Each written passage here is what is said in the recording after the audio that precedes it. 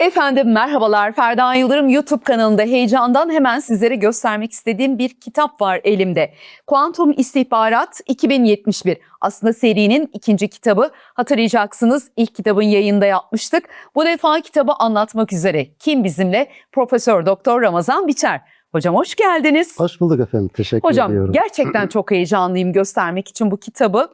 Okuduğunuzda o kadar net ifadelerle geleceğin dünyasını, geleceğin istihbaratını, geleceğin yaşam biçimini aslında öğrenmiş olacaksınız desem Aynen. iddialı bir yerden mi konuşmuş Yok, olurum? çok iddialı bir ifade oldu ama biz de aynı iddiadayız. Ne güzel, şahane. Ben hemen yazarların isimlerini de bir söylemek isterim sizinle beraber. Doktor Eda Alemdar, Eda Hoca'yı çok severim bu arada. Hüseyin İhtibar'da diğer yazar, 3 yazarlı Evet. bir kitap. Kuantum İstihbarat 2071. İlk kitabı da bilmeyenler için, ilk defa duyacaklar için ne anlatıyor hocam? Bildiğiniz gibi ilk kitabımız kuantum boyutunda istihbarat idi.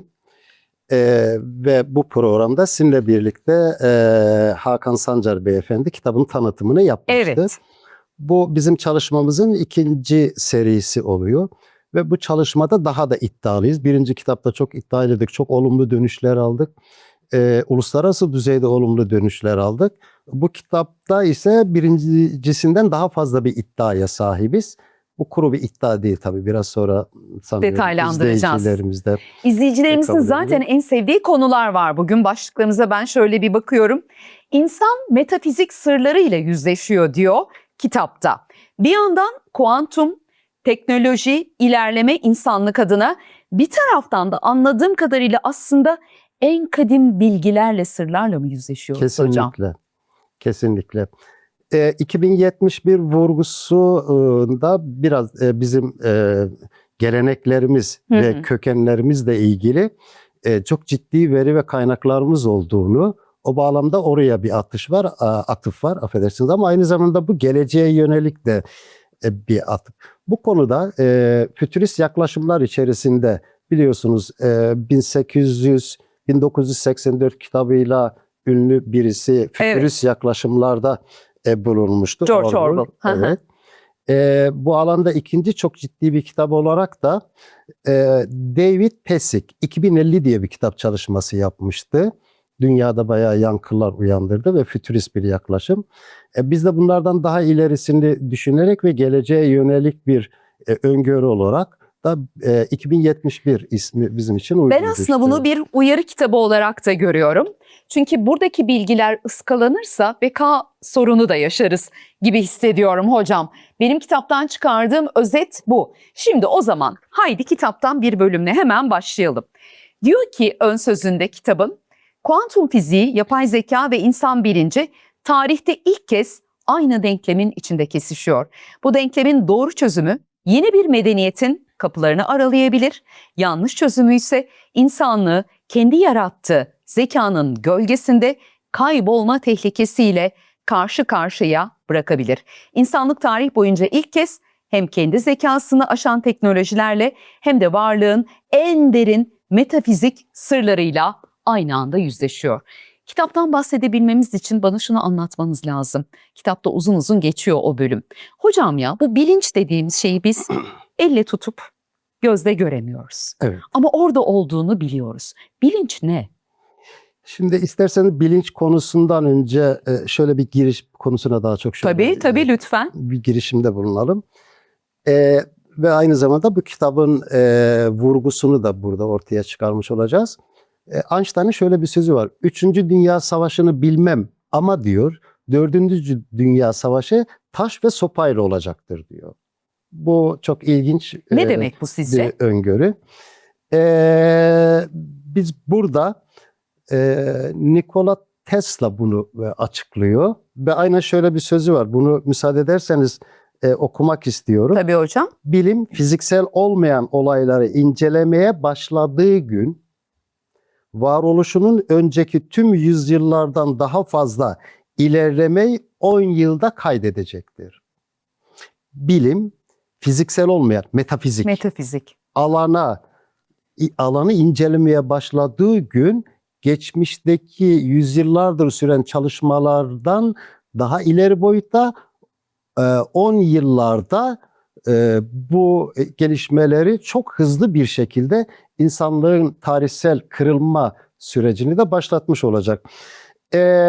Burada Einstein'ın dediği şu, ileride biraz sonra detaylı konuşuruz, ileride teknoloji gelişecek ve insanlar özellikle silahlanma alanında çok güçlü verilere sahip olacaklar. Ancak bu insanlığı bu anlamda felakete sürükleyebilecek nitelikte olması nedeniyle ve herkesin de buna sahip olabilme ihtimali nedeniyle karşılıklı güçler çatışması, her iki tarafı da yok etmesi korkusuyla artık bunlardan uzaklaşıp taş ve sopayla. Yani burada sizin vurgulamak istediğiniz bilinç devreye girmiş oluyor. Yani insanlar, taş ve sopadan kasıt insan bilinciyle ortaya çıkan savaşlar demektir. Yani gelecek yüzyılın savaşları bilinç savaşları olacaktır. Bizim bu aslında elle tutup gözle göremediğimiz şey çok güçlü bir şey mi hocam? Bilinç. Bu önümüzdeki yüzyıllarda daha çok ortaya çıkacak. Tabii şu anda bizim teknolojik gelişmeler, insanlığın teknolojik gelişmeleri hep bilinçle ortaya çıkmış. Ama dikkat ederseniz o bilinci üreten bilinç kendisi de çok üstün niteliklere ve özelliklere sahip demektir. Buna tasavvufta da sen küçük evrensin. Doğru. Evren ise büyük insandır sözü bunda karşılığını bulmuş olabilir. Kitapta bir soru var. Ben de size o soruyu sorayım o zaman hocam. Sizin söylediğiniz cümleyi de tekrar ben de zikrederek o soruya atıfta bulunayım. Sen küçük bir varlık olduğunu sanırsın. Halbuki alemi ekber sende dürülü. Ya bu cümlenin üzerine sabaha kadar ansiklopediler yazılır. Yanılıyor muyum? Kesinlikle. Ne demek hocam? Şimdi hocamı tanıtırken aslında şeyi eksik söyledim. İlahiyat alanında profesör doktor kendisi. Bu soruyu aslında bu cümleyi sizin anlatmanız lazım. İnsanda nasıl bir alem dürülü? İsterseniz onu şu örnekle Muhyiddin İbn Arabi'nin şu örneğiyle açıklamaya çalışalım. Bildiğiniz gibi Kur'an-ı Kerim'de Hazreti Süleyman ve Belkıs kıssası olayı vardır. Belkıs'ı Hazreti Süleyman davet ediyor. Ve Belkıs da bu daveti Kraliçe Belkıs, Yemen kraliçesi olarak geçiyor. Davet ederken Hazreti Süleyman meclisini topluyor ve diyor ki biz buna büyüklüğümüzü gösterelim diyor. Ne yapalım? Onun tahtını buraya getirelim. O yoldayken ve tahtını buraya getirelim. Görünce şaşırsın ve bizim üstünlüğümüzü ve yüceliğimizi, kudretimizi ve gücümüzü anlasın mahiyetinde. Bunu kim yapacak diyor. Lütfen buraya dikkat buyurun. Orada bulunan ifrit, Kur'an-ı Kerim'de ifritü minel cinni, yani cinlerden güçlü bir cin anlamına çıkıyor. Varlık. O ben diyor yerinizden kalkıp oturuncaya kadar ki süre içerisinde getiririm. Fakat oradan bir başkası çıkıyor. İnsan. Kitaptan bilgisi olan diye geçiyor. Ben diyor gözünüzü açıp kapayıncaya kadar ki süre içerisinde getiririm. Ve bir de baktılar ki diyor taht karşılarında. Ve Hazreti Süleyman bunu yine gücümüzü gösterelim diye tahta biraz oynama yapın diyor. Biraz şaşırttıralım Belkıs'ı diyor. İşte bir yerini kesin, bir yerine ekleme yapın falan diye. Ve Belkıs Kur'an-ı Kerim anlatısı doğrultusunda Belkıs oraya geldiği zaman bu senin tahtın mı falan diyor. Çok şaşırıyor falan. Yani bu hocam. olay anlatılıyor. Burada Muhyiddin bilinç sorusunuz üzerine bildiğiniz gibi. Burada Muhyiddin Arabi şöyle bir açıklama yapıyor. Dikkat buyurun dememin sebebi şu. Cinlerden en güçlülerinden ifrit yerinizden kalkıp oturma aralığındaki süre içerisinde bunu yaparım derken bir insan da gözünüzü açıp kapayıncaya kadarki süre içerisinde yaparım diyor. Muhyiddin İbn Arabi diyor ki burada taht Yemen'den kalkıp işte Kudüs diyelim o bölgeye gelmedi. Yani burada bir intikal söz konusu yok. Nakliye söz konusu yok. Aktarım söz konusu değil. Taht aynı zamanda Yemen'deydi, aynı zamanda burada. Ama bu yansıma da değil. Çünkü taht üzerinde oynamalar oluyor. Aynı bu kuantum fizik ilkeleri doğrultusunda bugün bunu süperpozisyonla çok rahat anlayabiliyoruz. Bakın bu bir bilinç ürünü. Çünkü oradaki insan. İnsanda da en büyük ana faktör, diğer evrendeki diğer canlılara hakim ve üstün kılan temel faktör insandaki bilinçtir. Ferda Hanım, bakar mısınız? Muhyiddin İbn Arabi bunu, yani kuantum teorisini yüzyıllar önce Evet. açıklamış. Evet ve biz hala çözmeye çalışıyoruz, Evet. düşünün. O zaman soru, tam işte söylediğim kitaptaki soru. Bilinç bir kuantum yasası mı hocam? Şimdi klasik fiziğe göre, Newton fiziğine göre evrendeki varlıkların anlamı ve onlara yaklaşım, onların tanıtımı, anlamlandırması farklı. Kuantum fizik burada bir sıçrama yaparak evrendeki her varlığın bilinç sahibi olduğu tezini ortaya attı. İşte burada iş değişti. Malumunuz kuantum fiziğe karşı yeni bir oluşum, karşı çıkanlar var. Ama son Nobel ödülleri kuantum fizik üzerine geldi ve bu kuantum fizik üzerine geldiği için de artık insanlar ister istemez anlamaya başladı. İzin verirseniz Feynman'ın meşhur fizikçi, Nobel ödüllü bir sözü var. Kuantum fiziği hiç kimsenin anladığını düşünmüyorum.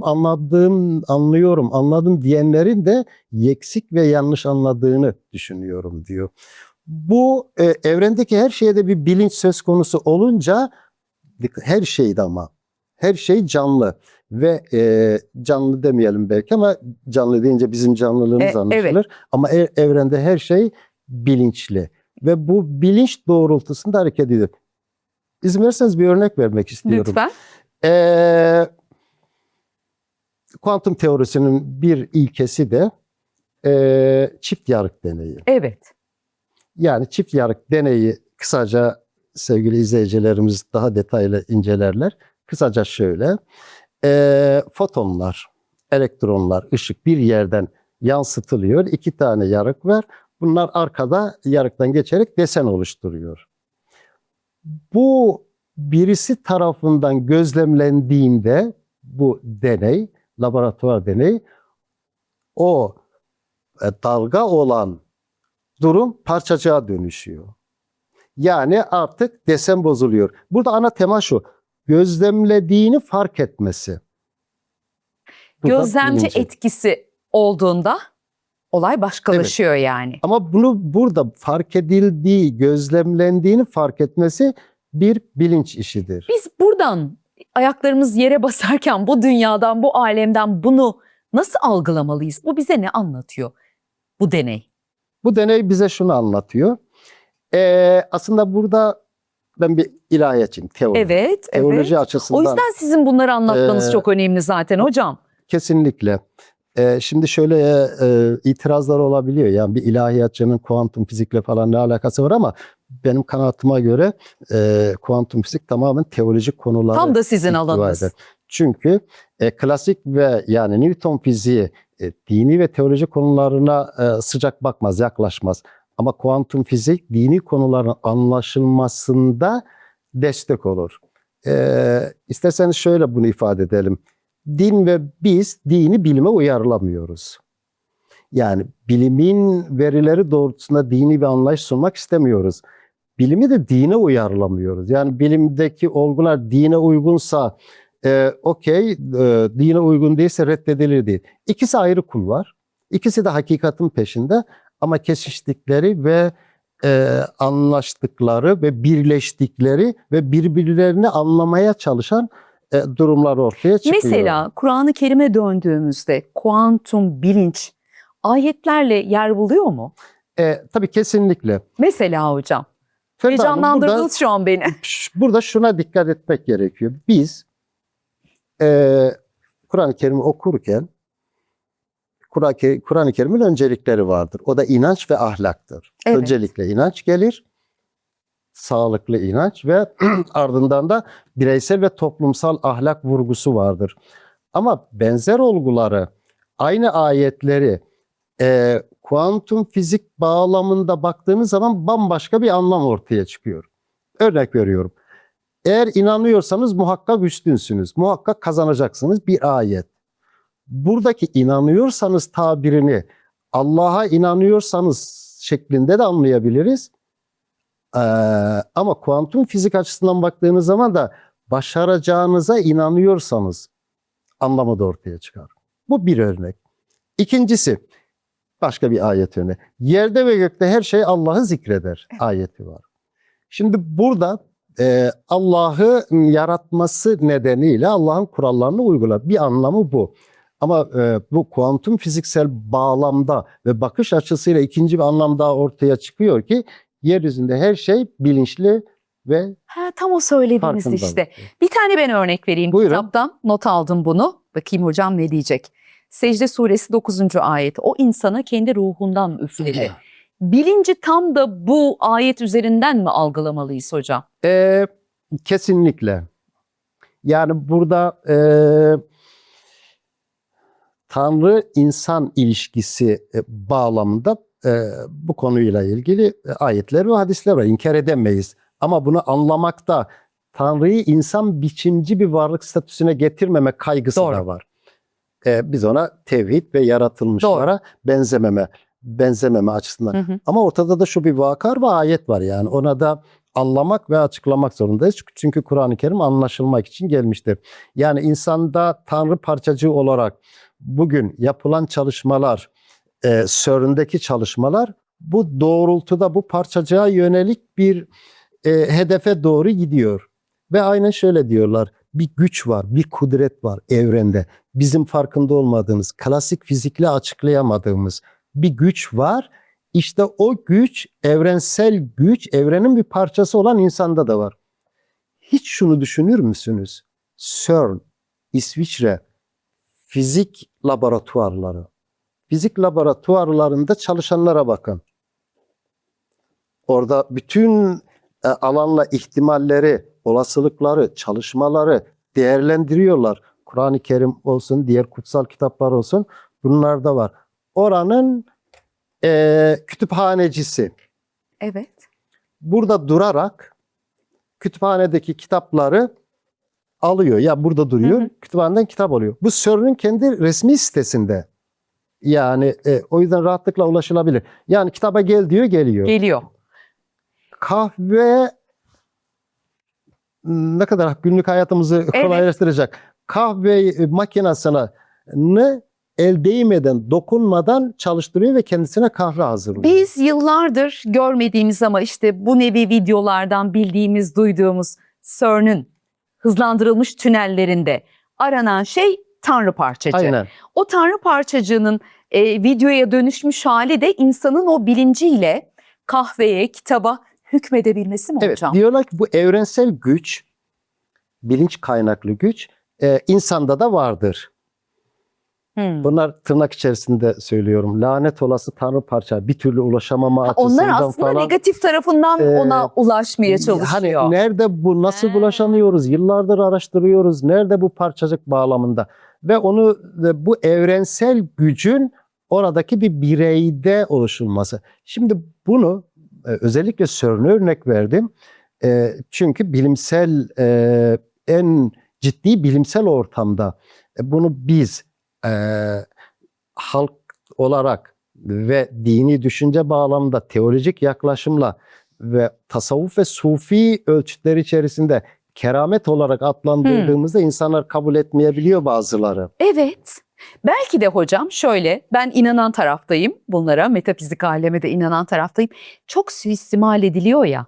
Acaba diyorum o merdiven altına inme hadisesinden ötürü mü tam inancımızı kaybettik? İşte galiba bizim bu kitabın yazılış sebeplerinden birisi de Bu kitabı bu. okuyun çok önemli. Bu. Yani işin şarlatanlığı Evet. ve işin gerçekliğinin dışında bilimsel verilerle ve bilimsel metotlarla ve çok sağlam kaynakla. Ferda Hanım yaklaşık 20 sayfa, 25 sayfalık kaynağımız var. Bunlar daha çok Nature gibi dünyanın en bilimsel dergilerinden alınmıştır. Ama burada bizde de bir şey var. Şimdi gördüğünüz gibi bizim kitapta bir takdim yazılar oldu. Birden fazla. Gördüm. Bunlardan birisi de Amerika'da en büyük askeri ödülü almış bir asker.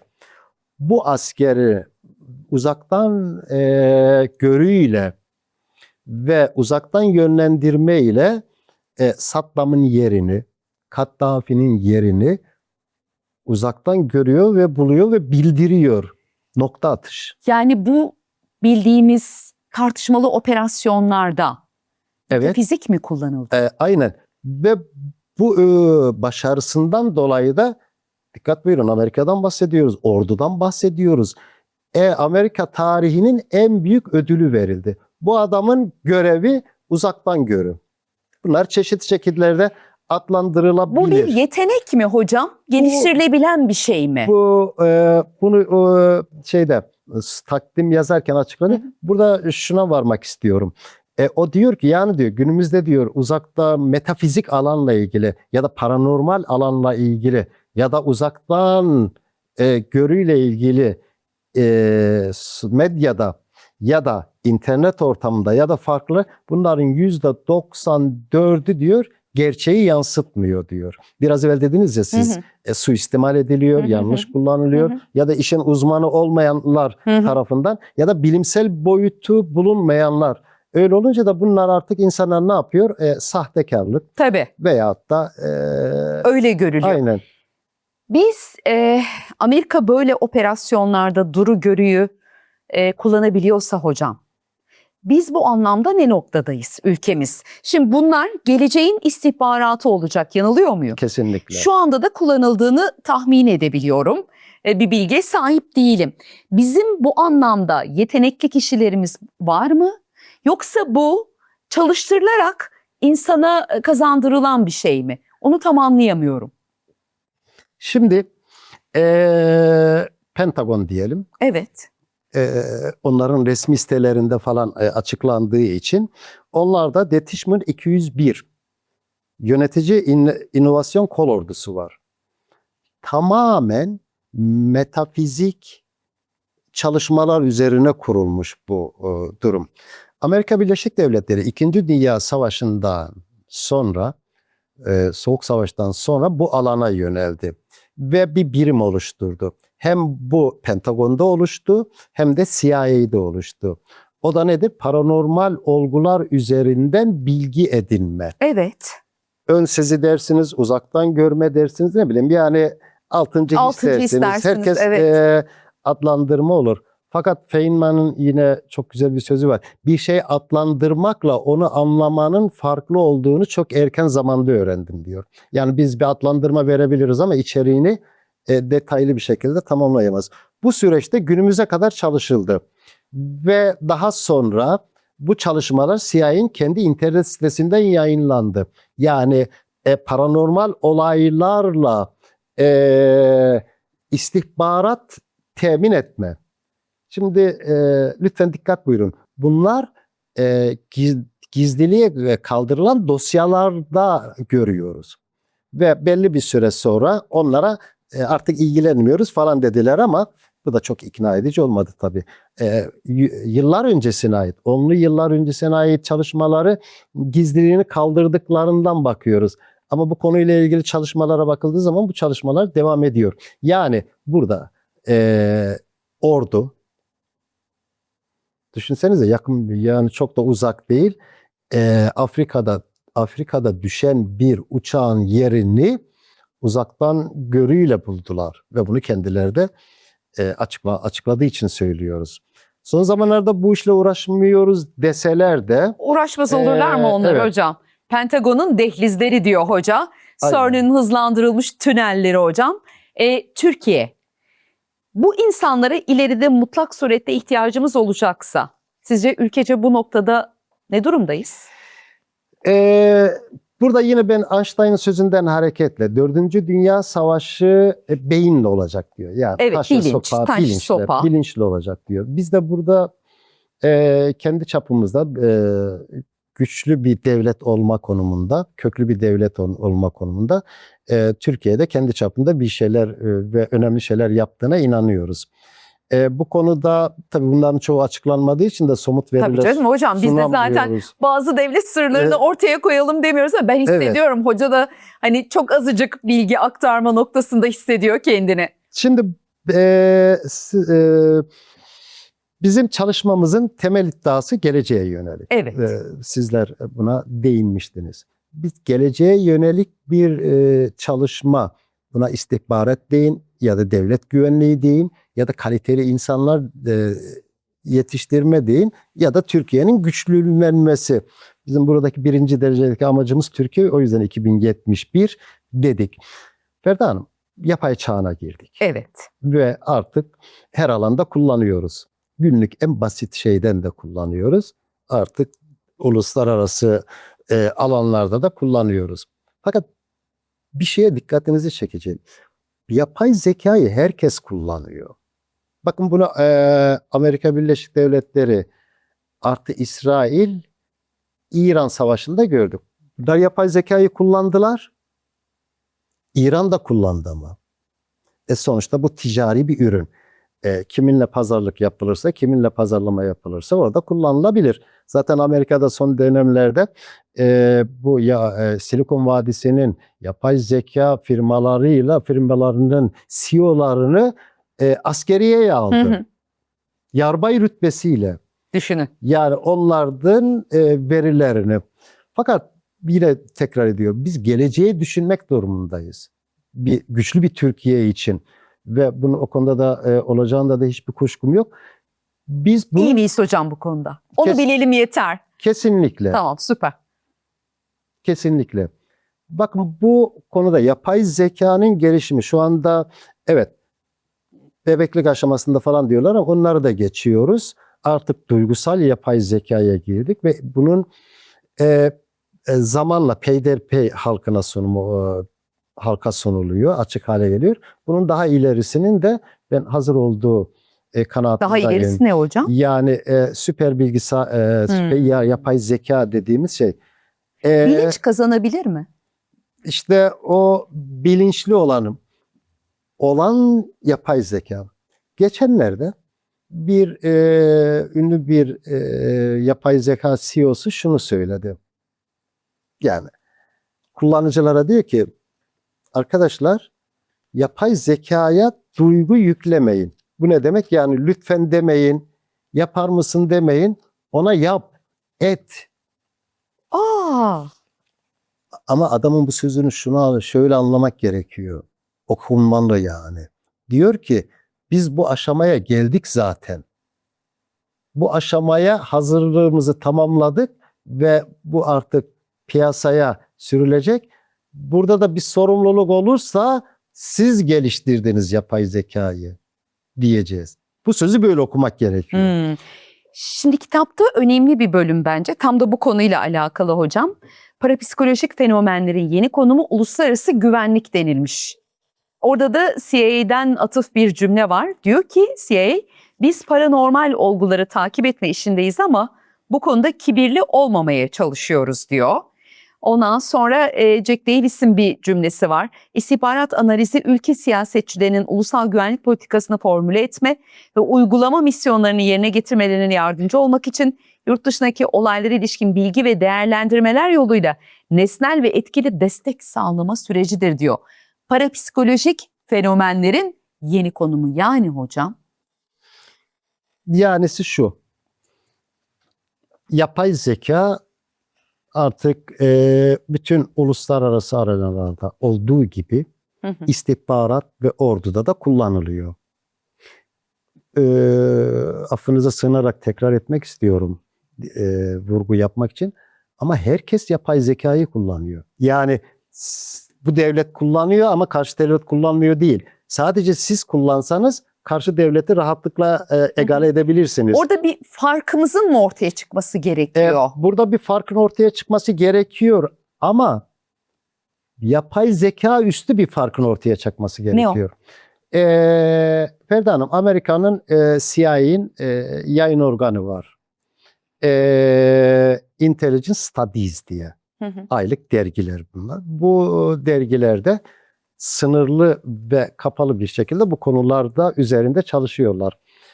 Bizim kanaatımıza göre yapay zekayı herkes kullandığı için ve geliştirdiği için herkes de geliştirebiliyor. Her devlet geliştirebiliyor. Herkes derken onu kastedebiliyorum. Dolayısıyla eşit konuma geliyoruz. Belki de Einstein bu sözü vurgularken belki bunu düşünmemiş olabilir ama ileride herkes eşit derecede bir güce sahip olacağı için birbirlerini yenmeleri ya da imha etmeleri mümkün değil. O yüzden taş ve sopa Taş ve sopalara geri oradan dönülecek. kasıt, taş ve sopayı kullanan da bilinçtir Bilinç. biliyorsunuz. Bu doğrultuda bizim üzerinde durduğumuz husus şu. Burada bilinç devreye gelecek çağ da bilinç çağı olacak. Biz burada ne yapabiliriz? Ve bu amaçla da parapsikoloji ve paranormal olaylara yönelmemiz gerektiğini söylüyoruz. Bakın ne kadar güzel okudunuz orada. CIA ne diyor? Biz diyor takip ediyoruz ama bu konuda diyor mütevazi. Ya oradaki Kibirli olmamaya çalışıyoruz. yani işte onu da iyi anlamak gerekiyor. Bu doğrultuda biz yeni bir alternatif üretmeliyiz. Bizim geçmişimizde var. Var hocam. Çok bir konu açısından sevgili izleyicilerimizin sıkılmaması için bizim olağanüstülük, paranormal dediğimiz şeyler ya da parapsikolojik dediğimiz şeyler insanın doğasında var. Her insanda var bu. Bunu İmam Gazali söylüyor. Muhyiddin İbn Arabi söylüyor. Yani bu olağanüstülükleri yani paranormal olayları göstermek için ille de bir veli ya da dini bir Kişiye bakmak kişiye gerekmiyor. bakmak gerekmiyor. Ve öyle de olmak gerekmiyor. Ama burada ne vardır? Burada olan şu. Bizim insan potansiyelinde olan durumu geliştirmek gerekiyor. Biraz evvel sormuştunuz Evet ya. yani bu potansiyelimizde var ve geliştirilebilir mi hocam? İşte biraz evvel dediniz ya onu çok güzel Aha. ifade ettiniz aslında. O da şudur. Tanrı parçacığı insanda var. Ruhumuzdan üfledik diyor. O üflenen neyse ki bilinç olarak düşünelim. Onu geliştirebilirsek insanüstü nitelikler olarak adlandırdığımız şeyleri yapabiliriz. Müsaade ederseniz bir örnek lütfen, vermek lütfen istiyorum. hocam. Kitapta geçtiği için. Bakın sıradan birisi, meczup olarak adlandırılan birisi. Bir yakın bir zamanda, çok da uzak değil. O yüzden kitapta sıradan birilerini seçtik. Böyle çok meşhur veli olanlar, sufi önderlerini seçmedik. Çünkü denilecek ki ya onlara erişemeyiz Evet. zaten ama bu sıradan birisi. Bir kahvehaneye gittiğinde orada ilk siftah olarak adlandırılan ilk gelen müşteriye bedava verme geleneği vardı. Anadolu'da hala devam ediyor. Böyle birisi geldiğinde böyle birisi geliyor ve ilk satışı ona yapıyor ücretsiz olarak. Bu bir gün oradaki çay ve kahveler, özellikle kahve kutusunu alıyor, yere döküyor. Sonra çekip gidiyor. Kahveci anlıyor. Vardır bunda da bir meczup nitelikli olduğu için. Daha sonra o kahveden günlerce kahve servisi yapıyor. Sonra birisi diyor ki ya bu kahve hiç bitmiyor mu? Küçücük bir kutu.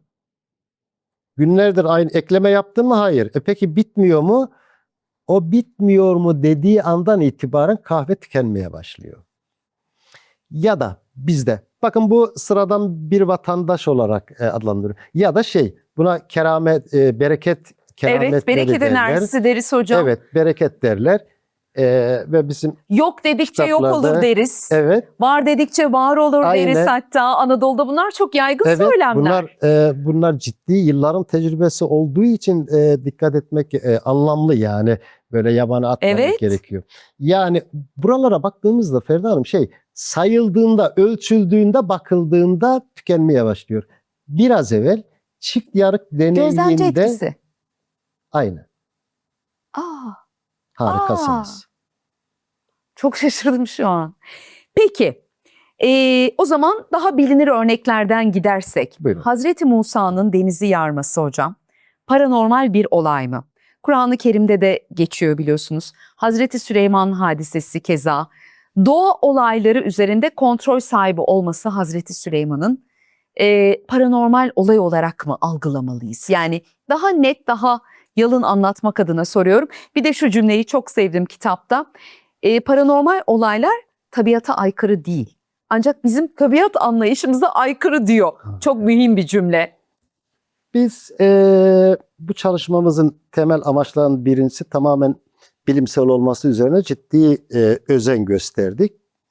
O nedenle ama bilimsel olduğu düşünülemeyen paranormal alana da girmiş olduk. Fizik ötesi, parapsikoloji, para öte demek, normal ötesi demek.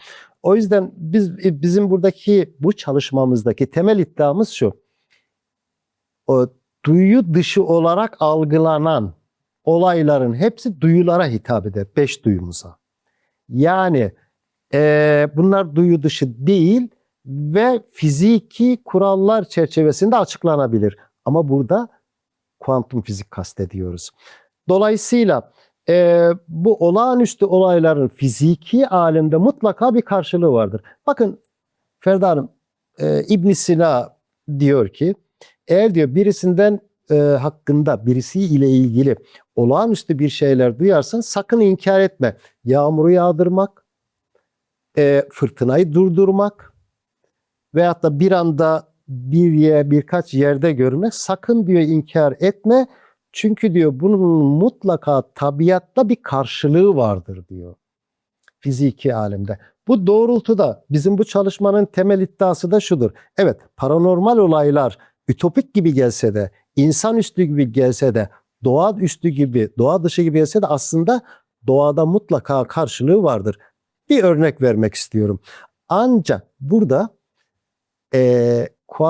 normal klasik fizikle açıklamaya çalışırsanız yanılırsınız. Artık klasik fizik rafa kaldırıldı. Tabii. Yani bitti, tükendi demiyorum ama. Yani misyonunu tamamladı. Kuantum fizik olayına iş yöneldi. Bu doğrultuda Peygamber Efendimiz miraca çıktı. Malumunuz. Evet. Hepimizin bildiği şey. Ve miraca çıktığı zaman tanımlarken anında gidip geldi. Evet. Eski kitaplarda yatağı soğumadı falan filan diye farklı şekillerde tanımlarlar.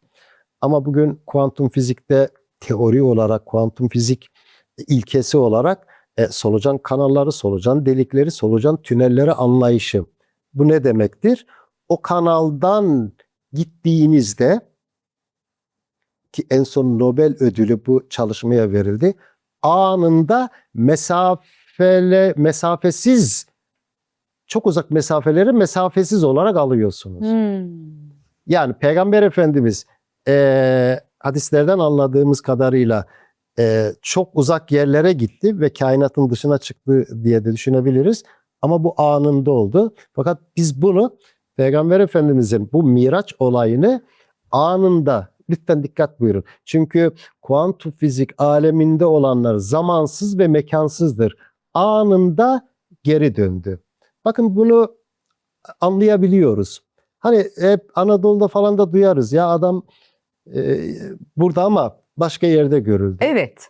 Kabe'de görüldü derler mesela. Görüldü. Evet, ama buradaydı da.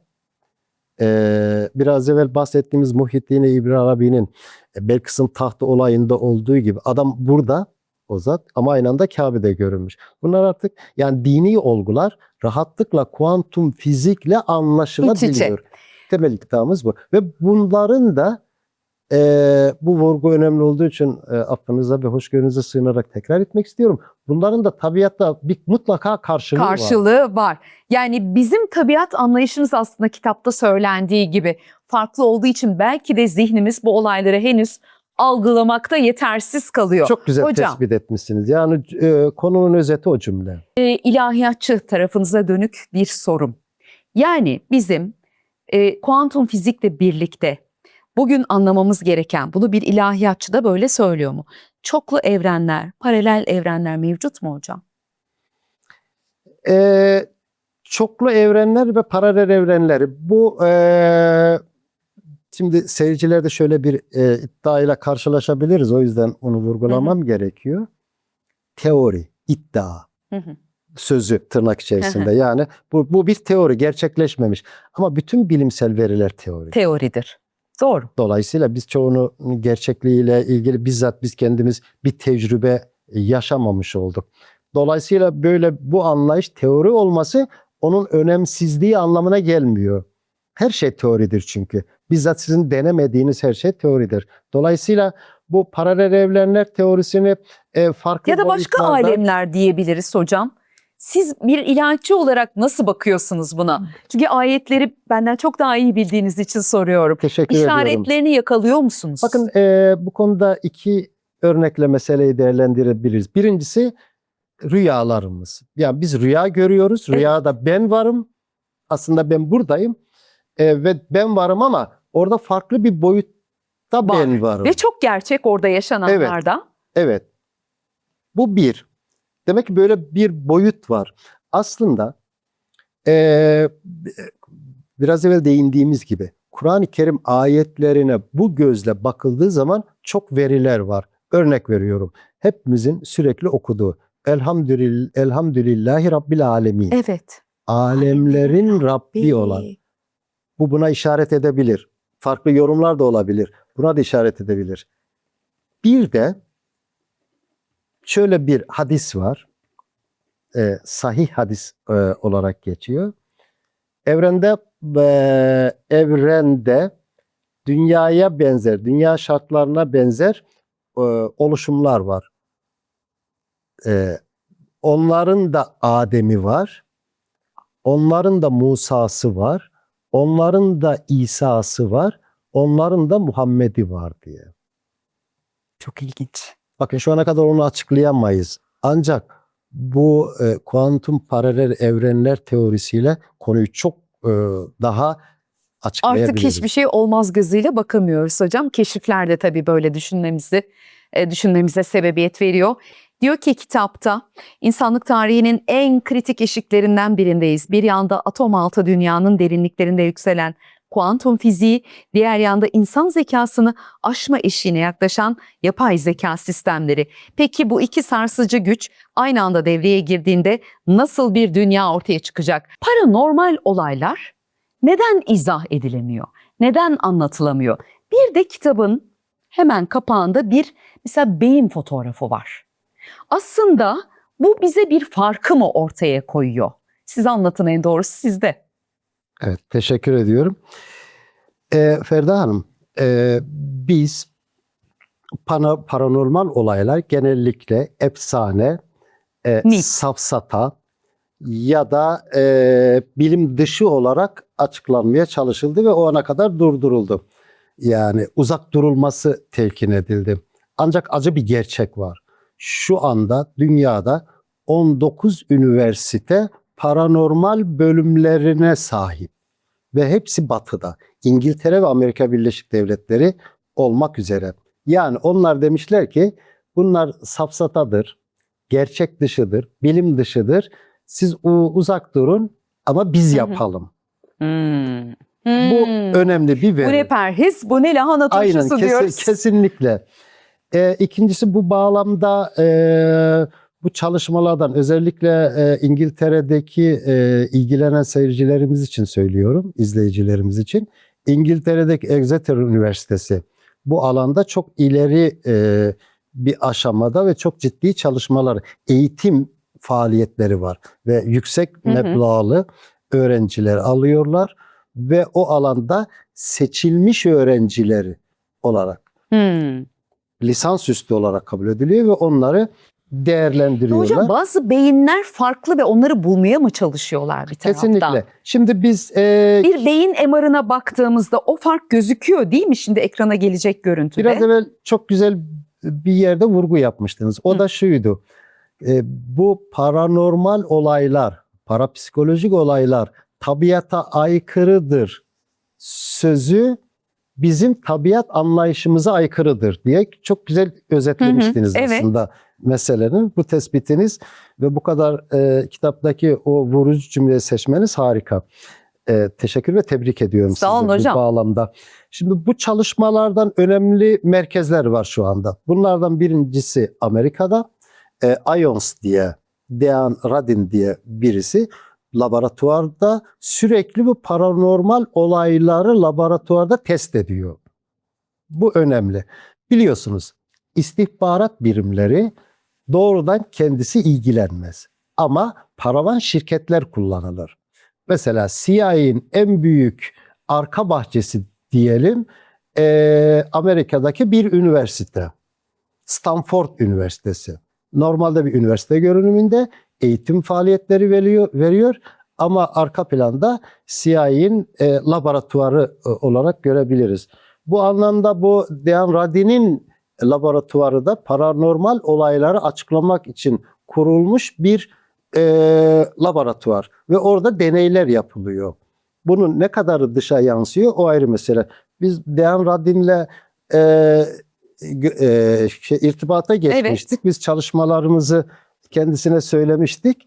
O da dur bunları ben bir deneyim falan diye ama sonucunu şu ana kadar bize ulaştırmadı. Bizde de o farklı beyin yapısına sahip insanlar var ve bunları keşfettik deyin ne olur hocam, ya da bunları tespit edebiliyoruz deyin. Bu alanda ikinci bir önemli veri de yine kitabımıza takdim yazan Çin Yunnan Üniversitesi'nin psikoloji bölümü hocası ve Cheng, Profesör Doktor Cheng.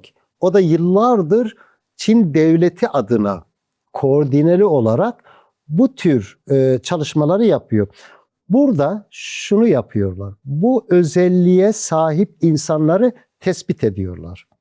Ve bu tespitte de en büyük malzeme, en büyük araç Kavdat Putamen'dir. Bildiğiniz gibi Kavdat Putamen beyinde bir bölüm. Evet. Fiziki bir bölüm. Bu bölümün Kavdat Putamen'in yani kendisine özgü özellikleri var. Bu özelliklerden baktığınız zaman yüksek düzeyde olan ve gelişmiş olan Kavdat Putamen nöronal bağlantısı gelişmiş olan insanları seçiyorlar. Bu fMRI ile görünüyor. Gelişmiş Ya aslında MRI'larda bu insanları görülüyor. tespit edebilmek bu yöntemle çok kolay. Tabii. Bakın şöyle bir durum var. Biraz teolojiye girmek istiyorum müsaadenizle. Tabii. Peygamberler Allah seçer. Evet. Ama peygamberler doğuştan üstün yetenekli insanlardır. Hatta Muhyiddin İbn Arabi Kur'an-ı Kerim'de geçen biz peygamberlerin bir kısmını diğerinden üstün kıldık ayetini açıklarken o diyor kişisel özelliklerinden dolayı yeteneklerinden dolayı üstün olarak yani kılınmış bugünkü oldu. teknolojiyle beyinlerine bakılsa hocam o dediğiniz bölüm onlarda var olduğu ortaya çıkar mı? Tabii bunu CIA falan yapıyor yani kendi eleman alırken fMRI ile bunları kontrol ediyor, çekimini yapıyor. O özelliklere sahip olan insanları tercih ediyor. Şimdi baştaki sorunuzla ilgili paranormal olgular bugüne kadar izah edilememesinin sebebi birincisi doğru adam seçilememesi. Bakın iki türlü insanda IQ diyelim, zeka düzeyi var. Birincisi bizim bildiğimiz zekasal IQ diyoruz ona zaten. Bir de duygusal IQ. EQ. Bu tür insanlar kitapla ilgili çok ciddi çalışmalardan referanslar var. Bu tür olağanüstü yani paranormal özelliklere sahip olan insanların EQ'sü fazla olanlar. Hocam peki şimdi biz gitmeyelim hiç istihbarat örgütlerine, devletlere, Pentagon'a, CERN'e. Sıradan hayatlarımıza baktığımızda bu söylediğiniz özellikleri aslında kendimizde de fark edebilir miyiz? Mesela 6. his dediğimiz yine elle tutup gözle göremediğimiz bir hissimiz var değil mi? Malum oldu deriz. Ya da işte birini düşünürüz o kişi arar, telepati diyoruz buna. Tasavvufa baktığınızda bir veşt hali var. Daha Asya'ya baktığınızda meditasyonlar var. Mesela bunlar bizdeki o yanların ortaya çıkış noktaları mı? Buna aslında çok güzel başta değindiniz. Sorunun çözümü de orada. İnsana Allah'ın ruhunun üflenmesi. Evet. Yani olağanüstü niteliklere sahip bir yaratılışta. Dikkat ederseniz bu çocuklarda bu olgular çocukluk döneminde ortaya çıkar. Bebeklere falan filan bakın. refleks olarak izah ediyorlar ama o bence çok çocuğun bebeğin gülmesi, kendi kendine gülmesi, gözünün bir yere odaklanması falan. Tamam, bu bir refleks olarak da açıklanabilir ama bu klasik fizik doğrultusunda. Yani bu bağlamda bir de Kur'an-ı Kerim'de şöyle bir ayet var. Biz diyor yaşlandıkları zaman ilk hallerine döndürürüz. Dikkat ederseniz bu tür olağanüstü özellikler yaşlılık döneminde de ortaya çıkar. Ve ne zaman ki bebeklikte benlik duygusu oluştuğu zaman o özellik Üstü örtülüyor. yani psikik özelliği üstü örtülmüş oluyor. Şimdi bu doğrultuda biraz verdiğiniz örnekler güzeldi. Yani malum oldu Evet, diyoruz. malum oldu deriz. Yani düşünün, o anda aklınıza geliyor ve sizi arıyor.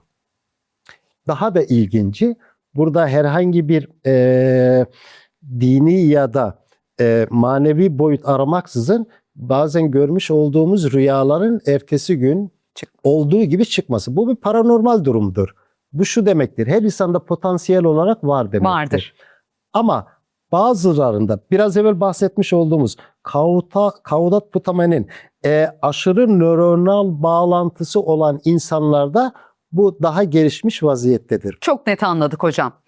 Çok önemli bir soru. Gerçekten benim çok merak ettiğim bir soru. Hep diyoruz ki zaman bizim için var, bu dünya için var. Aslında zaman diye bir şey yok. Zaman diye bir şey gerçekten yok mu? Ya da zaman varsa bu hızlanıp yavaşlatılıp geriye döndürülebilir mi? Zaman ne hocam? Işık olmadan zaman yok mu aslında diye de hemen ardına eklemek isterim. Daha çok böyle teolojik bağlamda konuya girmiş oluyoruz alan gereği. Şöyle bir hadis var. Zamana sövmeyiniz, zira zaman Allah'tır diyor. Zamana sövmeyiniz, Zira zaman Allah'tır. Allah'tır diye. Burada zamana bir vurgu var ve önemi ortaya çıkıyor. Bir ayrıcalıklı oluşu ortaya çıkıyor. Zaman evrenin yaratılışıyla birlikte Kur'an-ı Kerim'de ve Tevrat'ta da bu vurgu, işte dünyayı 6 günde yarattık. Ya da Kur'an-ı Kerim'deki ifadeye göre sizin Allah katında zaman bir gün, sizin saydıklarınızdan 50.000 yıldır türü zamana özel vurgular var Kur'an-ı Kerim'de. Bu zamanın üzerinde durulması, anlaşılması gerektiğini ve göreceli Einstein teorisi doğrultusunda zamanın göreceli olduğunu görüyoruz. Ama biz burada Ferda Hanım bir teori geliştirdik. Einstein'ın teorisine alternatif bir teori mi bu hocam? Zamanla ilgili. Einstein'ın teorisine ek bir teori diyelim. Tamam. Ya da Ne o Einstein teori? teorisinin anlaşılmasında daha çok kolaylık sağlayacak. Daha yumuşak bir ifade kullanalım. Mütevazi bir ifademiz olsun. O da şudur. Zaman ışıkla bağlantılıdır. Işık olmadığında zaman yoktur. Bakın. Tevrat'ta Allah önce ışığı yarattı der. Bu önemli. Önce ışığın yaratılması. Benzer şekilde Kur'an-ı Kerim'de de yaratılış serüveni anlatılmasından öte Allah yer ve göklerin nuru yani ışığıdır der. Allah kendini böyle tanımlıyor ayetlerinde. Evet. Dolayısıyla burada ışığın çok özgün bir yapısı olduğu yönünde bize teşvik. Bunun bilimsel olarak da zamanın ışıkla bağlantılı olduğunun bilimsel altyapısı ve kanıtları var. Kutsal kitaplardaki referanslar önemli. O bizim için önemli bir referans. Ama bu kutsal kitaplardaki referansı bilimsel açıdan kanıtladığınız zaman bu daha da anlam kazanıyor. O da şudur. Yine Kur'an-ı Kerim'de 7 uyarılar var. 7 uyarılar sadece Kur'an-ı Kerim'de yok aslında. Hint felsefesinde de var. Öncelerden bahsedilmiş. Yani dinlerde var diyelim. 7 uyarılar. Kısaca özetle bir mağaraya giriyorlar, uyuyorlar. Daha sonra kalktıklarında 300 yıl ya da küsür yıl geçtiği halde ya bir gün uyuduk ya da 1,5 gün. Ama Ferda Hanım Kur'an-ı Kerim bu olayı öyle bir detaylı anlatır ki bir yanlarında işte köpek vardı der. Köpeğin yer değiştirmesi der. Uyuyanların sağ sol döngüsünden ya bir detay olması bizim dikkatimizi çekiyor. Mağaranın duvarına ışık vurdu der. Yani bir olay bu kadar detaylı Kur'an'da açıklanıyorsa Bir sebebi, hikmeti evet, var. bakın biraz evvelki Muhyiddin İbn Arabi'nin yapmış olduğu vurguda Belkıs'ın Hazreti Süleyman'ı ziyaretinde de çok detay ayetler var. Yani Bize bu bir şey kadar anlatıyor evet, yani bu detaylarla. evet, Müslümanlara bir şey ifade ediyor. Sadece peygamber kıssası olarak ibret alınması gereken olay olarak kaldığımız için maalesef yani İslam dünyası bunu geliştirememiş. Konuyla yakından bağlantılı olduğu için bir örnek daha vermek istiyorum. İlk İslam teologları şunu tartışmış. Bakar mısınız? Cansız maddede bilim olur mu? Bilgi olur mu? O dönemin şartlarında. Bunu anlayamamışız. Cansız maddede nasıl bilgi olsun ki? Ama şimdi anlıyoruz. Yapay zeka. Aa, Evet. Yani bizim geçmişte çok ciddi kültürel birikimlerimiz var. Keşke onları devam ettirseydik. Keşke Kur'an-ı Kerim'e ilahi insanın dünya ve ahiret işlerini yöneten ve yönlendiren buyrukların ötesinde bilimsel verilere de ışık tutuyor Keşke. diye baksaydık bu ortaya çıkar. Bu 7 uyurlar meselesi de öyle. Bunu da Fransa'da bir deney yapıldı. Bir bilim insanı kendisini 20 gün mağaraya hapsetti. Işık Evet. almaya. 20 gün. O 20 günde günler kayboldu. Zaman kayboldu yani. Çünkü 24 saatlik süreyi bilemeyecek haliyle. Ve zamanla ilgili şu anda hangi güneşin diyelim hangi aşamasındayız, hangi boyutundayız o da kayboldu. 20 gün sonra dışarı çıktığında zaman tekrar devreye girdi. Yani bu da gösteriyor ki Einstein teorisine ek olarak bizim sunmuş olduğumuz teori bu anlamda Işık tamamlanması olmadan gereken zaman zaman olmuyor. yok. Bunu fizikçiler daha da geliştirebilir. 7 uyurlardan yola çıkarak hani onların uykuda kaldığı süre onlara çok kısa geldi ya hocam. Aslında bizim ahirete geçişimizle de ilgili. Hani biz kıyamet günü uyandığımızda sanki bir gün geçirmişiz gibi Evet. dünyada gelecek derler. Bilmiyorum teolojik olarak bunun bir altyapısı var mı bu söylenenin? Yani bunu ışıkla şöyle bağlayabiliriz. Kıyamet evrenin çöküşü olduğu için ışık da kaybolmuş olabilir. Sadece bir tasarım. Doğru. Işık Doğru. kaybolduğu için de zaman ortadan kalkmış oluyor. Doğru hocam, çok haklı. Efendim zamanın göreceli olması çok önemli. O andaki sizin algınız, anlayışınız, yoğunlaşmanız zaman 24 saat değişmez.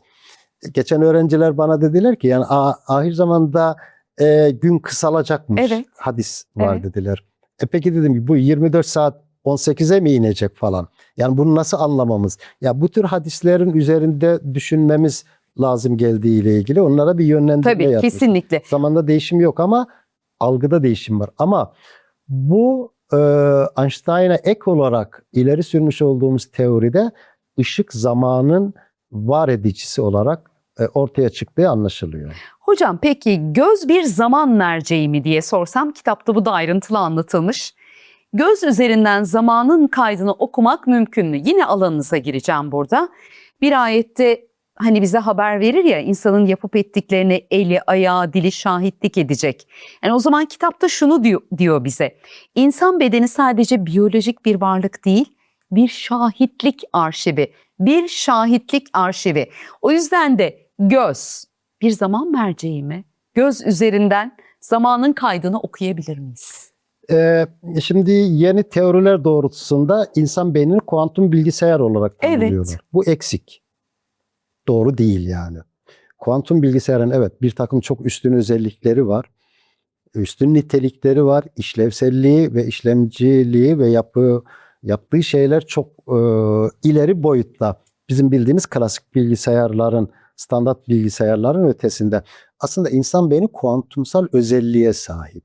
Kuantumsal özellik ne demek? Kuantum dünyasının niteliklerine ve kuantum dünyasının temel ilkelerine sahip bir yapıda.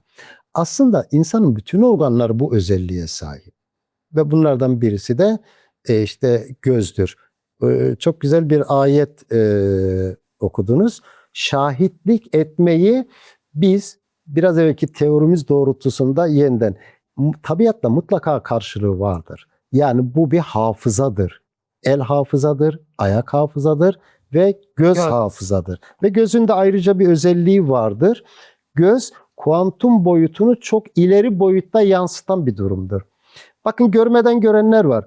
Bu Çin laboratuvarlarında yapılmış olduğu çalışmalarda kör çocukların görebilecek bisiklet sürdükleri, renkleri ayırdıkları ve kitabı okudukları ortaya çıkıyor. Yani görmeyen göz bu özelliğe sahipse bir de görenin hangi özelliklere sahip olduğunu düşünün. Hani gözlerinden anladım deriz ya. Evet.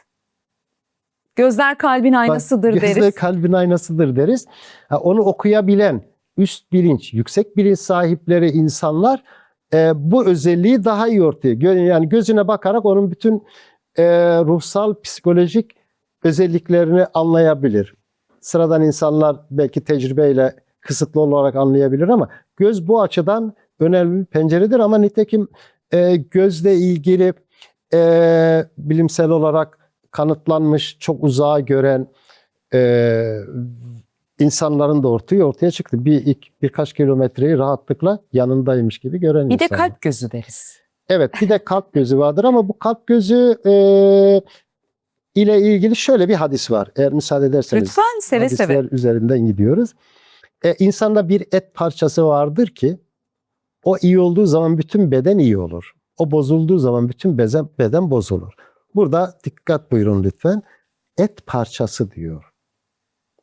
Mudga diye. Bu mudganın yapısı anne karnındaki cenine de mudga deniyor. Beyin kalpten kasıt, kalp gören, bilen, okuyan daha çok beyin olarak adlandırılmış. O kalpten kasıt beyindir yani. Ama dikkat edin, et parçası diyor. Hani biz bunu manevi olarak algılarız ama hadiste çok açık. Yani biz bizim temel algılarımız, ön yargılarımız doğrultusunda bilinçaltı olarak o manevi kalptir falan diye onu kastederiz ama Kaudat Putamen'in biraz sormuş olduğunuz yapısı ile anne karnındaki ceninin şekli de çok benzerlik arz ediyor. Ve dolayısıyla bu kalp gözünün de yine Kaudat Putamen endeksli bir yapı olduğunu görüyoruz. Hocam, bunu daha önceki programlarda çok konuştuk ama burada biraz açacağız kitap vesilesiyle. Şimdi hep denildi ki, ben de öyle inanıyorum, evrende hiçbir şey kaybolmaz. Evrende bir hafızası var. Evrenin acaba o bizim bilemediğimiz, bulamadığımız kayıp hafızası, metafizik kayıtlar mı? Evrende hiçbir şey kaybolması kitap üzerinden ve kendi uzmanlığınızdan nasıl anlatırsınız? Evrende bütüncül bir yapı var. Bu konuya da isterseniz kuantum ilkelerinden Evet. süperpozisyon diyor bir olgu var. Evrendeki her şey her şeyle bağlantılı. Evrendeki her şey her şeyle bağlantılı. Ve evrendeki her şey de Sufi terminolojisine göre insanla bağlantılı. O yüzden insana küçük evren, evrene de büyük insan demişler. Yani ciddi bir bağ var. O nedenle bu sorunuza bu doğrultuda cevap vereceğim için biraz bu konuya girmiş oldum. Dolayısıyla evrendeki her şey her şeyle bağlantılı olunca Kaybolmuyor. kaybolan bir şey yok. Ve İmam Gazali de bunu açıklarken burada levh-i mahfuz bizim bildiğimiz evrendeki her şeyin kaydedildiği levh-i mahfuz olarak görüyor. Ve onun levh-i mahfuzun kalple bağlantısı var diyor. Yani insanın evrensel olgularla fiziki ya da şu anda tespit edemediğimiz metafiziki olgularla bir bağlantısı var. İslam teolojisinde, Kur'an-ı Kerim'de biz her şeyi levh-i mahfuzda kaydettik yazıyor. Levh-i mahfuz. Çeşitli adlar altında İmam-ı Mübin, Kitab-ı Mübin farklı isimler kullanılıyor ama İslam alimleri bunu levh-i mahfuz olarak anlamışlar. Ancak biz burada bir adım ileri giderek levh-i mahfuzun, ama lütfen yanlış anlaşılmasın, ayet ve hadislerden hareketle evrende bir mekan, bu fiziki mekan anlamında olabilir. Ama biliyorsunuz maddenin çok çeşitli türevleri var haliyle. Bir olgu olduğunu görüyoruz. Bakın Kur'an-ı Kerim'de şöyle ayetler var. Bu birkaç surede geçtiği için şeytanlar ve cinler bir yere gidiyorlar ve oradan bilgi çalmaya çalışıyorlar. Ayet diyorum. Ve bunlara bilgi çalmaya gelen insanlara ateş kütleleri gönderiliyor. Ateş kütlesi maddi bir şey. Hatta eski tefsirlerde bunu açıklarken o normaldir. O dönemin kültürü yıldız kaymalarını buna bağlamışlar. Bir cin ya da şeytan oraya bilgi çalmaya gidiyor onların arkasından. O dönemin kültürü, ona bir şey demiyoruz ama bugün artık yıldız kaymalarının farklı bir... Ne diyoruz bugün? Yani artık astronomi ilminde, astrofizik özellikle farklı şekillerde yorumluyorlar. Halk onu direkt anı olarak algılar ya, yani yıldız kaydı, evet. bilgi. Onu geçersek yani o yıldız kaydığında ne oluyor hocam? Yani o beni biraz aşıyor. Benim alanımda olduğu için affınıza sığınarak o konuya fazla girmek istemiyorum. Ama ben şöyle düşünüyorum. Gökteki bir yerden bilgi çalmaya giden şeytan ve cinlerin oraya yaklaşmaması için ayetteki ifadeyle peşlerinden ateş kütleleri, şahap Şimdi oldu diye anlatılır. Ama şuna dikkat edin lütfen. Ateş kütlesi maddi bir şeydir. Ve dolayısıyla maddi bir alan olduğunu gösteriyor. Levh-i mahfuz, levha demek. Korunan levha. Evet. Levh kelimesinin Arapça anlamı gök demek. Sema demek, katman demek. Bir de Kur'an-ı Kerim'de dünya seması diye ayetlerde geçer. Oradadır bu. Ama dünya seması dediğimizde, gökyüzüne baktığımızda gözümüze ilişen her şey, yıldızlar ya fiziki bir yapıdadır. Erişilebilir bir yer değil gibi algılıyorum o zaman ben. Bizde bunun erişilebilir bir statüde olduğunu, çünkü bilgi çalmaya gidenlerin oradan bir yerden, nasıl bir yer olduğunu bilmiyoruz ama şu andaki haliyle erişilebilir olmayabilir ama erişilebilir statüde. Bakın İbn Haldun'un harika bir teorisi var. Şöyle, gayipten haber almak, yani oradan bilgi çalmak şeytanlar ve cinler için mümkün değil diyor.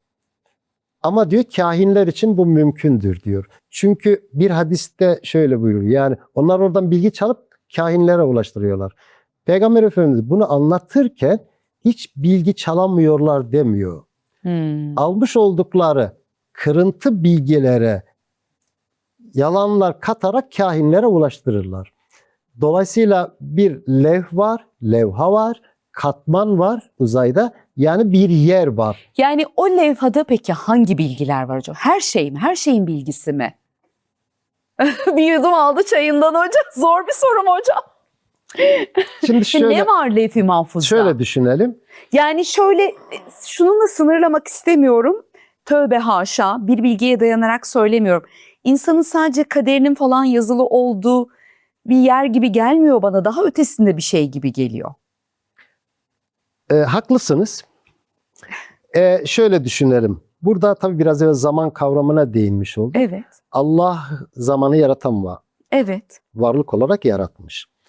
Allah zamanın sahibi. Zamanla bağımlı değil. Evet. Dolayısıyla Allah katında zaman bir çember gibi, başlangıcı ve sonu olmadığına göre çemberin geçmiş, gelecek ve an aynı andadır. Allah için zaman dediğimiz şey, yani zaman dışı bir varlık olarak. Yani Allah zamanla bağımlı ve bağlı değil. Bu doğrultuda orada levh-i mahfuzdaki bilgiler insan gözüyle zamana bağımlı bir varlık olarak konuşuyorum. Geçmiş, gelecek ve anın her şeyin bilgisinin içinde olduğu yer. Dikkat buyurun, bir hadiste, Miraç hadisinde şöyle yazılıyor. İfade var. Sahih hadis. Peygamber Efendimiz Miraç'a çıkarken kalem sesleri işitiyor. Ve Cebrail'e soruyor. Hadisteki ifadeyi aynen aktarıyorum. Bunlar nedir diyor. orada onlar da diyor ki, melek de diyor ki bu insanların durumlarını yazan kalemin tıkırtısı. Ama Hazreti Peygamber peygamberliğinde yani 600 küsur yıllardan sonra o civarlarda miraca çıktı ve o anda kalemlerin bir şeyler yazdığını. Aslında bunu şöyle diyelim, fazla da teolojik şeye girmek de istemiyorum. Okay. Yani olan şeylerin yazıldığı yer. O dönemde yani 600'lü yıllarda eğer yazılıyorsa olan şeylerin yazıldığı yer. Şimdi burada Batı'da bu yönlü çalışmalar olmuş. Daha çok Doğu kaynaklarından hareketle onlara Akasha kayıtlar diyor. Akaşik kayıtlar. Evet. Akasha kayıtlar, akaşik kayıtlar ve hemen hemen bizim levh-i mahfuz anlayışımıza da paralel giden Hinduizm ve Budizm'de böyle bir düşünce var. Her şeyin kaydedildiği yer. Bu olgu, bizim levh-i mahfuz dediğimiz olgu Yahudi teolojisinde Tevrat ve Hristiyan teolojisinde Yeni Atik'te ise yaşam kitabı olarak geçer. Yaşam kitabı. Yani bütün inançlarda evet, var olan bir durum. Kesinlikle. Bu bizde de levh-i mahfuz şeklinde olmuş. Bu levh-i mahfuza erişilir mi erişilmez mi diye çalışmalar da yapılmış. Yani Evet. Akasha kayıtlara, Evet. akaşik kayıtlara iki şekilde de kullanıldığı için erişilebilir mi erişilemez mi dendiği gibi bizde de olmuş. Biz bunu daha çok tasavvuf kitaplarında görüyoruz. Şimdi izleyicilerimiz şuna itiraz edebilir. Ya hep tasavvuftan kaynak veriyorsunuz. Hayır. Bu alanla ilgili oldukları için onlar bu alandan. Mesela Abdülkadir Geylani'ni levh-i mahfuzdaki bilgileri okuduğunu, gördüğünü ve hatta değiştirebildiğini söylüyor. Benzer ifade İmam Rabbani'de de var. Benzer ifade Akşevsent'inde de var. Benzer ifade Erzurumlu İbrahim Hakkı'da da Marifetnamesi'de. Yalnız tasavvuf alanındaki insanların levh-i mahfuzdaki bilgileri okuduğu, gördüğü ama fazla açıklayamadıkları buna Muhittin Arabi sembollerle açıklamışlar. Yani onlar o veşt haliyle aslında o nasıl bir boyuttaysa o boyuta hocam ulaşabiliyorlar. Evet. Biz bu erenleri, arifleri de o zaman beyni yine farklı seçilmiş kişiler gibi düşünebilir miyiz? Çünkü onlarda da farklı durumlar söz konusu, yanılıyor muyum? Güzel bir soru oldu. Bakın İbn Teymiye ya da İbn Kayyim el-Cevziye diye İslam'ın alimleri var. Müslüman alimler. Bunlar tasavvufla ilgisi yok. Hatta ağırlıklı olarak tasavvufa karşılar. O yüzden bunlardan örnekler seçiyorum. Yani hep bunu Sufiler söylememiş. Bu İbn Teymiye'nin de kendisinin ne zaman öleceği ve Moğolların, kendisi Tatarlar diyor ya da Türklerin Şam'ı ne zaman ele geçirecekleri ve Şam'dan zaman veriyor. Evet diyor, Şam'a ele geçirecekler ama 2 yıl sonra geri gidecekler. Kendisine diyorlar ki ya seni öldürecek isteyen çok kimse var. Hayır diyor, ben levh-i mahfuzda gördüm, beni kimse öldürmeyecek, beni hapse atacaklar diyor. Yani bu sadece Sufilerin öngördüğü olaydır. O zaman bu sizin dediğiniz ortaya çıkıyor. Yüksek bilince sahip, nöronal Kaudat ve Putamen'deki nöronal bağlantıları aşırı olan insanların yapısal bir özelliği. Bunu başkaları da görüp Batı'da da Akasha kayıtlarında söylemişler. Ben başlarken ne demiştim birinci bölümde? Birinci bölümü izlemediyseniz hemen izleyin, eksik kalır. Bu kitabı aynı zamanda bir uyarı kitabı olarak görüyorum. Çünkü geleceğin dünyasını fark edip kaleme alırken bize de yüksek bilinçli insanlarımıza sahip çıkmak anlamında hocam çok iş düştüğünü söylüyor kitap. Var mı yanlışım? Yok, kesinlikle. Bakın bu teoriyi destekleyen Batı'dan bir örnek. Çok dahi dediğimiz insanın öncülerinden Nikola Tesla da bu Akasha kayıtları adı altında buranın bu alanın varlığından bahsediyor. Ve o alanı da biz geleceğin istihbarat. Bakın yapay zeka, birinci bölümde bahsettiğimiz çok önemli, çok değişik yaptı ama tekrar vurguluyorum hoşgörünüze sığınarak. Yapay zekayı herkes kullanıyor. Teröristler de kullanacak. Evet. Düşman Biz neyle öne çıkacağız? Evet, harika. Yüksek bilinçle. Harika. Yüksek bilinç detayları ilk kitapta da vardı, bu kitapta da var. Bu 2 serilik kitapta. Hocam yazanların kalemine sağlık, gönlünüze sağlık, ağzınıza sağlık, ne diyeyim bilmiyorum ama gerçekten çok mühim bir eser bu. Önemli de buluyorum. Aklıma bir şeyler geçiyor son olarak ama sormak isterim. Lütfen buyurun. Şimdi kuantumu işte biliyorsunuz, kitaba zaten hazırlık yaparken fazla çalıştınız. Klasik fiziğin yerini aldı diyorsunuz. Bir taraftan ilahiyatçı tarafınız var. Teolojik metinlere hakimsiniz, ezoterik metinlere hakimsiniz. Teşekkür ediyorum. Ya bir simülasyon diye de bir teori var ya. Acaba bir ilahiyatçı buna ne der? İlahiyatçı dediğiniz son vurgu olduğu için o bağlamdan başlamak istiyorum. İnsanlar uykudadır, öldüklerinde uyanırlar diye bir hadis var. Evet. Bu birincisi. Bir de İslam düşüncesinde felsefeden kaynaklı olarak mağara sembolleri, Yunan felsefesinin başlangıcı olarak bizim İslam felsefesinde de devam etmiştir. Gölge, mağara gölgesi olarak, yani biz gölgeyiz şu anda. Onu vurgu yapmak istiyorlar. Bir de yine İslam teolojisinde misal alemi diye bir kavram var. Evet. Yani burada olanların aynısı orada ya da orada olanların aynısı burada. Bu boyutuyla da alem, biraz evvel bahsetmiş olduğunuz paralel evrenler doğrultusunda ve orada bir hadiste vurgu yapmıştık. Hatırladınız mı? Yani orada da onların da Adem'i var, onların da Musa'sı var, İsa'sı var, İbrahim'i var ve Muhammed'i var diye. Bu doğrultuda bu kuantum teorisi gerçeklik kazanabilir. Bunlar biraz daha belki araştırmalara devam edecektir ama ben böyle mümkün olduğuna inanıyorum. Ama öyle bir simülasyon ki gerçeğinden ayırt edilemeyecek bir simülasyon. Simülasyon. Yani gelecekte bu yönlü çalışmalar olacak. Ben de doktora çalışmasında öğrencilere böyle bir konu verdim. Bakalım, merakla bekliyorum. O ne yani, başlığınız ne? Öğrenciler neye çalışıyor şu an? Yani aynı dünyanın simülasyon yapısının teolojik arka planı. Arka bir çok güzel başlık. Beyinler yandı hocam, sağ olun. Çok teşekkür ederiz. Profesör Doktor Ramazan Biçer'i ağırladık. Kuantum İstihbarat 2071 kitabı üzerinden. Benim için çok keyifli bir yayındı. İnanıyorum izleyicimiz için de öyle olduğuna. Görüşebilmek dileğiyle diyoruz. Teşekkür ederim efendim. İzlediğiniz için de sizlere teşekkür ediyoruz. Hoşça kalın. Hoşça kalın efendim.